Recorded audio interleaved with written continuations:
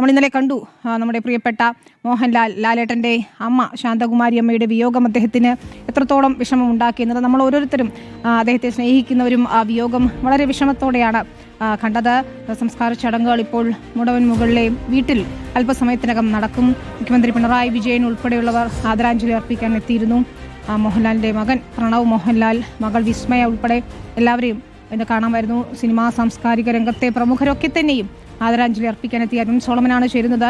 അരുൺ, എപ്പോഴാണ് സംസ്കാര ചടങ്ങുകൾ? വീട്ടുവളപ്പിൽ തന്നെയാണല്ലോ അല്ലേ സംസ്കാരം ഒരുക്കിയിരിക്കുന്നത്?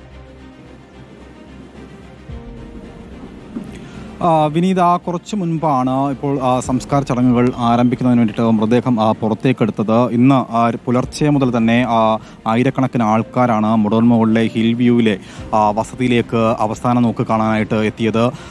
വളരെയധികം ഒരു മൗനത്തിൻ്റെയോ അല്ലെങ്കിൽ നൊമ്പരത്തിൻ്റെയോ ഒക്കെ തളം കെട്ടി നിൽക്കുന്ന ഒരു നിശബ്ദത അത് ഈ വീട്ടിൽ ഉണ്ടായിരുന്നു എന്ന് തന്നെ നമുക്ക് പറയേണ്ടി വരും. കാരണം മോഹൻലാലിനെ സംബന്ധിച്ച് അമ്മയുമായുള്ള ബന്ധം അത് പല ഔദ്യോഗികമായിട്ടുള്ള വേദികളിലായാലും പൊതുവേദികളിലായും ഒക്കെ അദ്ദേഹം പല ആവർത്തി പറഞ്ഞതാണ്, എഴുതിയതാണ്. വാക്കുകളിൽ പോലും അവസാന നാളുകളിൽ മോഹൻലാലിൻ്റെ വാക്കുകളിൽ ആ സ്നേഹം എത്രത്തോളം ഉണ്ടെന്ന് നമുക്ക് വ്യക്തമായ കാര്യം കൂടിയാണ്.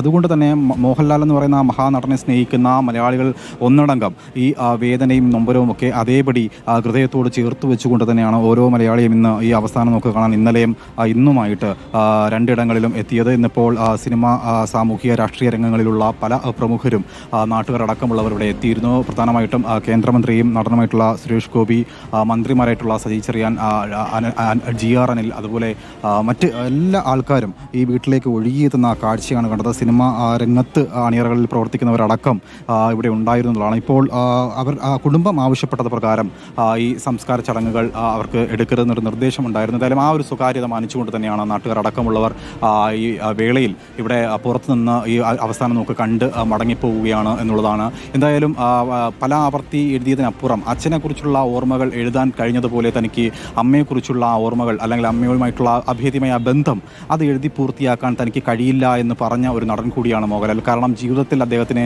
അഭിനയിക്കേണ്ടതായി വന്നിട്ടില്ല എന്നുള്ളതാണ്. ഏത് സങ്കടങ്ങളിലും തളർച്ചകളിലും അമ്മയുടെ നെഞ്ചിൽ ആ മാറിൽ തലചായ്ച്ച് കടന്നാൽ കിട്ടുന്ന ആശ്വാസവും സമാധാനവും പിന്നീടൊരിക്കലും കിട്ടിയിട്ടില്ല എന്നും പറഞ്ഞു. കഴിഞ്ഞ 10 വർഷമായി അമ്മ ഈ ഒരു പക്ഷാഘാതം വന്ന് തളർച്ചയിലായിരുന്നപ്പോൾ ഏറെ വേദനയോടുകൂടിയായിരുന്നു. അതൊക്കെ പലരും ഇന്നിപ്പോൾ അനുമേനൻ അടക്കമുള്ളവർ പങ്കുവച്ച കുറിപ്പുകളിൽ നമുക്ക് മനസ്സിലാക്കാൻ സാധിച്ചത് കൂടിയാണ് വിനീത.